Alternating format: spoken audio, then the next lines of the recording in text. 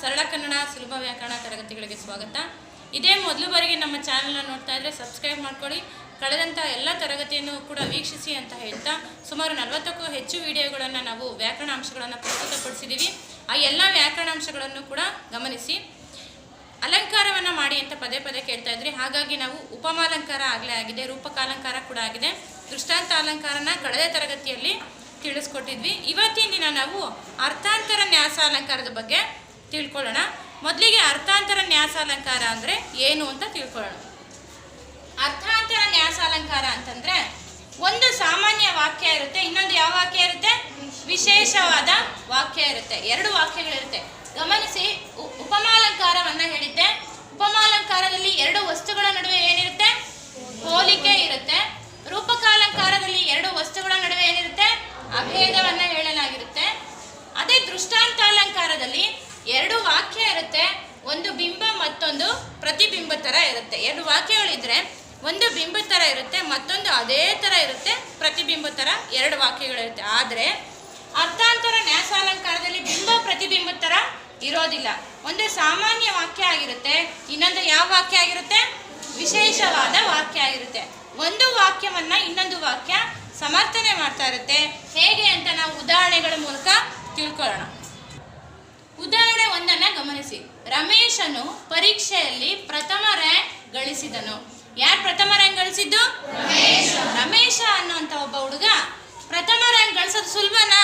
ಕಷ್ಟ ಹೌದಲ್ವಾ? ಹಾಗಾಗಿ ವಿಶೇಷ ವಾಕ್ಯ. ರಮೇಶ ಪರೀಕ್ಷೆಯಲ್ಲಿ ಪ್ರಥಮ ರ್ಯಾಂಕ್ ಗಳಿಸಿದ್ದು ಒಂದು ವಿಶೇಷ ವಾಕ್ಯ. ಪ್ರಥಮ ರ್ಯಾಂಕ್ ಗಳಿಸೋದೇ ಒಂದು ವಿಶೇಷತೆ, ಹಾಗಾಗಿ ಇದು ಒಂದು ವಿಶೇಷ ವಾಕ್ಯ. ಆ ಸಂದರ್ಭದಲ್ಲಿ ಮಾತಾಡ್ತಾ ಇರ್ತಾರೆ, ರಮೇಶ ಪ್ರಥಮ ರ್ಯಾಂಕ್ ಗಳಿಸ್ತಾ ಅಂತ. ಆ ಸ್ಥಳಕ್ಕೆ ಇನ್ನೊಬ್ರು ಬಂದು ಹೇಳ್ತಾರೆ, ಬುದ್ಧಿವಂತ ವಿದ್ಯಾರ್ಥಿಗಳಿಗೆ ಪರೀಕ್ಷೆಯೊಂದು ಲೆಕ್ಕನೇ ಅಲ್ಲ, ಅವನು ಮೊದಲನೇ ತರಗತಿಯಿಂದನೂ ಕೂಡ ಪ್ರಥಮ ರ್ಯಾಂಕನ್ನೇ ಗಳಿಸ್ತಾ ಇದ್ದಾನೆ, ಹಾಗಾಗಿ ಅವನು ಪ್ರಥಮ ರ್ಯಾಂಕನ್ನೇ ಗಳಿಸ್ತಾ. ಬುದ್ಧಿವಂತ ವಿದ್ಯಾರ್ಥಿಗಳಿಗೆ ಪರೀಕ್ಷೆ ಕಷ್ಟನೇ ಅಲ್ಲ ಅಂತ ಈ ವಿಶೇಷ ವಾಕ್ಯವನ್ನ ಈ ಸಾಮಾನ್ಯ ವಾಕ್ಯ ಸಮರ್ಥನೆ ಕೊಡುತ್ತೆ. ಇದು ವಿಶೇಷ ವಾಕ್ಯ. ಇದೆಂತ ವಾಕ್ಯ? ಸಾಮಾನ್ಯ ವಾಕ್ಯ. ನೋಡಿ, ಸಾಮಾನ್ಯವಾಗಿ ಹೇಳೋವಂಥದ್ದು ಸಾಮಾನ್ಯ ವಾಕ್ಯ, ವಿಶೇಷವಾಗಿ ಇರೋವಂಥದ್ದು ವಿಶೇಷ ವಾಕ್ಯ. ಈ ಸಾಮಾನ್ಯ ವಾಕ್ಯ ವಿಶೇಷ ವಾಕ್ಯವನ್ನ ಸಮರ್ಥಿಸ್ಕೊಂತಾ ಇದೆ. ಇದು ಸಾಮಾನ್ಯವಾಗಿ ಹೇಳುವಂಥ ವಾಕ್ಯಗಳು, ಹೌದಲ್ವಾ? ಬುದ್ಧಿವಂತರ ವಿದ್ಯಾರ್ಥಿಗಳಿಗೆ ಪರೀಕ್ಷೆ ಒಂದು ಏನೂ ಲೆಕ್ಕ ಇಲ್ಲ ಅನ್ನೋಂಥದ್ದು ಸಾಮಾನ್ಯವಾಗಿ ಹೇಳುವಂಥ ವಾಕ್ಯ. ಈ ವಾಕ್ಯವನ್ನ ಸಮರ್ಥಿಸ್ಕೊಂತಾ ಇದೆ. ಈ ರೀತಿಯ ಅಲಂಕಾರಗಳನ್ನು ನಾವು ಅರ್ಥಾಂತರ ನ್ಯಾಸಾಲಂಕಾರ ಅಂತ ಕರಿತೀವಿ. ಉದಾಹರಣೆ ಎರಡನ್ನ ಗಮನಿಸೋಣ. ಲವ ಕುಶರು ಎದುರಾಳಿಯೊಂದಿಗೆ ಯುದ್ಧಕ್ಕೆ ತಯಾರಾದರು. ಇಲ್ಲೊಂದು ಸನ್ನಿವೇಶ ಬರುತ್ತೆ, ನಮ್ಗೆಲ್ರಿಗೂ ಗೊತ್ತು. ಲವ ಕುಶರು ರಾಮನ ಎದುರೇ ಯುದ್ಧಕ್ಕೆ ತಯಾರಾಗ್ತಾರೆ. ತನ್ನ ತಂದೆ ಅಂತ ತಿಳಿಯದ ಲವ ಕುಶರು ರಾಮನೊಟ್ಟಿಗೆ ಯುದ್ಧಕ್ಕೆ ಸನ್ನದ್ಧರಾಗ್ತಾರೆ. ಆಗ ಬರುವಂತಹ ಮತ್ತೊಂದು ವಾಕ್ಯ, ಕ್ಷತ್ರಿಯರು ಯುದ್ಧಕ್ಕೆ ಹೆದರುವರೆ. ಸೀತಾದೇವಿ ಹೇಳ್ತಾರೆ, ನೀವು ಇನ್ನೂ ಚಿಕ್ಕ ಮಕ್ಕಳು, ಯುದ್ಧವನ್ನ ಮಾಡಬೇಡಿ ಅಂತ ಅವರನ್ನ ಮನವೊಲಿಸಲಿಕ್ಕೆ ಪ್ರಯತ್ನ ಪಡ್ತಾಳೆ. ಆದರೆ ಲವಕುಶರು ಒಂದು ಮಾತನ್ನ ಹೇಳ್ತಾರೆ, ಕ್ಷತ್ರಿಯರು ಯುದ್ಧಕ್ಕೆ ಹೆದರುವರೆ ಅಂದ್ರೆ ಹೆದರೋದಿಲ್ಲ ಅಂತ. ಇದೆಲ್ಲರಿಗೂ ಗೊತ್ತಿರೋ ಅಂತ ಸಾಮಾನ್ಯ ವಾಕ್ಯ, ಹೌದಲ್ವಾ? ಇದು ಸಾಮಾನ್ಯ ವಾಕ್ಯ. ಇದೆಂತ ವಾಕ್ಯ? ವಿಶೇಷ ವಾಕ್ಯ. ಮೊದಲಿಗೆ ಬಂದಿರುವಂಥದ್ದು ವಿಶೇಷ ವಾಕ್ಯ. ಆ ವಿಶೇಷ ವಾಕ್ಯಕ್ಕೆ ಒಂದು ಸಾಮಾನ್ಯ ವಾಕ್ಯ ಸಮರ್ಥನೆಯನ್ನ ಕೊಡುತ್ತೆ. ಹೌದು, ಕ್ಷತ್ರಿಯರು ಯಾವತ್ತೂ ಕೂಡ ಯುದ್ಧಕ್ಕೆ ಹೆದರೋದಿಲ್ಲ, ಸಮರ್ಥನೆಯನ್ನ ಕೊಡ್ತಾ ಇದೆ. ಒಂದು ವಿಶೇಷ ವಾಕ್ಯಕ್ಕೆ ಸಾಮಾನ್ಯ ವಾಕ್ಯ ಸಮರ್ಥನೆಯನ್ನ ಕೊಟ್ರೆ ಅದು ಕೂಡ ಅರ್ಥಾಂತರ ನ್ಯಾಸಾಲಂಕಾರ. ಸಾಮಾನ್ಯ ವಾಕ್ಯಕ್ಕೆ ವಿಶೇಷ ವಾಕ್ಯನಾದ್ರೂ ಸಮರ್ಥನೆ ಕೊಡ್ಬೋದು, ಅಥವಾ ವಿಶೇಷ ವಾಕ್ಯಕ್ಕೆ ಸಾಮಾನ್ಯ ವಾಕ್ಯನಾದ್ರೂ ಸಮರ್ಥನೆಯನ್ನ ಕೊಡ್ಬೋದು.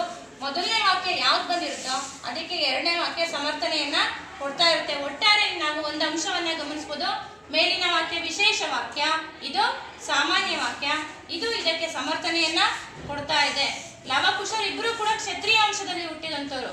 ಅವರು ಎದುರಾಳಿ ಯಾವತ್ತೂ ಕೂಡ ಅಂಜೋದಿಲ್ಲ, ಯುದ್ಧಕ್ಕೆ ಯಾವಾಗಲೂ ತಯಾರಾಗಿರ್ತಾರೆ ಅನ್ನೋದು ವಿಶೇಷ ವಾಕ್ಯ. ಮತ್ತೆ ಬಾಲಕರು ಇಲ್ಲಿ ಯುದ್ಧ ಮಾಡ್ತಾ ಇರೋದು ಇನ್ನೂ ವಿಶೇಷತೆಯನ್ನ ಸೂಚಿಸುತ್ತೆ.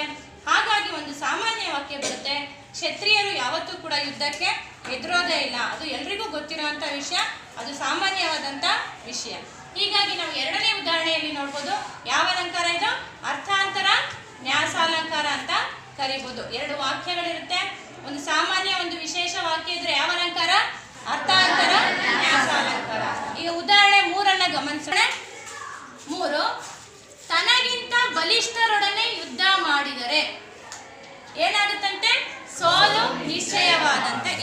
ಸಾಮಾನ್ಯ ವಾಕ್ಯ.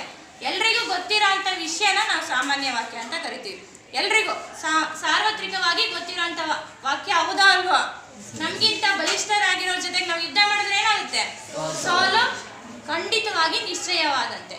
ಇದು ಒಂದು ಸಾಮಾನ್ಯ ವಾಕ್ಯಕ್ಕೆ ಒಂದು ವಿಶೇಷ ವಾಕ್ಯ ಸಮರ್ಥನೆಯನ್ನ ಕೊಡುತ್ತೆ. ಅದೇ ವಿಶೇಷ ವಾಕ್ಯ ಇದು ಸಮರ್ಥನೆಯನ್ನ ಕೊಡ್ತಾ ಹೋಗುತ್ತೆ. ಏನಂತ ಸಮರ್ಥಿಸ್ಕೊಳ್ತೀವಿ ಅಂತಂದ್ರೆ, ಕೃಷ್ಣದೇವರಾಯ ತುಂಬಾ ಬಲಿಷ್ಠನಾದಂತಹ ರಾಜ, ತುಂಬಾ ಒಳ್ಳೆಯ ಸೈನ್ಯವನ್ನ, ಬಲಿಷ್ಠವಾದ ಸೈನ್ಯವನ್ನ ಹೊಂದಿರುವಂತಹ ರಾಜ. ಅವನು ಯುದ್ಧವನ್ನ ಮಾಡ್ತಾನೆ. ಎಲ್ಲಾ ರಾಜರು ಕೂಡ ಸೋತು ಏನಾಗ್ತಾರೆ? ಶರಣಾಗ್ತಾರೆ. ಇದು ವಿಶೇಷ ವಾಕ್ಯ. ಯಾಕೆ ವಿಶೇಷ ವಾಕ್ಯ ಅಂದ್ರೆ, ಕೃಷ್ಣದೇವರಾಯ ಅನ್ನುವಂತಹ ರಾಜನೇ ವಿಶೇಷತೆ, ಯುದ್ಧದಲ್ಲಿ ಎಲ್ಲಾ ರಾಜರನ್ನು ಸೋಲಿಸಿದ್ದು ವಿಶೇಷತೆ. ಇದು ವಿಶೇಷ ವಾಕ್ಯ. ಇದು ಎಂಥ ವಾಕ್ಯ? ಸಾಮಾನ್ಯ ವಾಕ್ಯ. ಯಾರೇ ಆಗಿರ್ಲಿ, ಅವ್ರು ಬಲಿಷ್ಠರಾಗಿದ್ರೆ ಅವ್ರು ಎದುರಿಗಿರೋ ಅಂಥವ್ರು ಏನಾಗಬೇಕು? ಸೋಲ್ಲೇಬೇಕು. ಹಾಗಾಗಿ ಯಾರು ಬಲಿಷ್ಠರಾಗಿರ್ತಾರೆ ಅವರು ಗೆಲ್ಲೇಬೇಕು. ಹಾಗಾಗಿ ಇಲ್ಲಿ ವಿಶೇಷ ವಾಕ್ಯನ ಸಾಮಾನ್ಯ ವಾಕ್ಯವನ್ನ ಸಮರ್ಥಿಸ್ತಾ ಇದೆ. ಇದು ಮೂರನೇ ಉದಾಹರಣೆಯನ್ನ ನಾವಿಲ್ಲಿ ಕಾಣ್ಬೋದು. ಒಟ್ಟಾರೆ 3 ಉದಾಹರಣೆಗಳನ್ನ ನೋಡಿದ್ವಿ. ಆ 3 ಉದಾಹರಣೆಗಳಲ್ಲಿ 2 ರೀತಿಯ ವಾಕ್ಯಗಳನ್ನ ನಾವು ಗಮನಿಸಿದ್ವಿ. ಮೊದಲನೇದು ಯಾವುದು? ಸಾಮಾನ್ಯ ವಾಕ್ಯ. ಎರಡನೇದು ಯಾವುದು? ವಿಶೇಷ ವಾಕ್ಯ. ಒಂದು ವಾಕ್ಯವು ಇನ್ನೊಂದು ವಾಕ್ಯವನ್ನ ಸಮರ್ಥಿಸಿಕೊಳ್ಳುತ್ತೆ. ಅದನ್ನೇ ನಾವು ಅರ್ಥಾಂತರ ನ್ಯಾಸಾಲಂಕಾರ ಅಂತ ಕರಿಬಹುದು. ಇಷ್ಟು ನಾವೀಗ ಅರ್ಥಾಂತರ ನ್ಯಾಸ ಅಲಂಕಾರದ ಬಗ್ಗೆ ತಿಳ್ಕೊಂಡ್ವಿ. ಈ ಅಲಂಕಾರದಲ್ಲಿ ಯಾವುದೇ ರೀತಿ ಅನುಮಾನ ಇದ್ರೂ ಕೂಡ ಕಮೆಂಟ್ ಬಾಕ್ಸಲ್ಲಿ ಹಾಕಿ ಅಂತ ಹೇಳ್ತಾ, ಇದ್ರ ಬಗ್ಗೆ ನಾನು ಹೇಳಿದಂಥ ಅಂಶಗಳು ನಿಮಗೆ ಅರ್ಥ ಆಗಿದೆ ಅಂತ ಅನ್ಕೊಂತ ವಂದನೆಗಳೊಂದಿಗೆ ಲಕ್ಷ್ಮೀ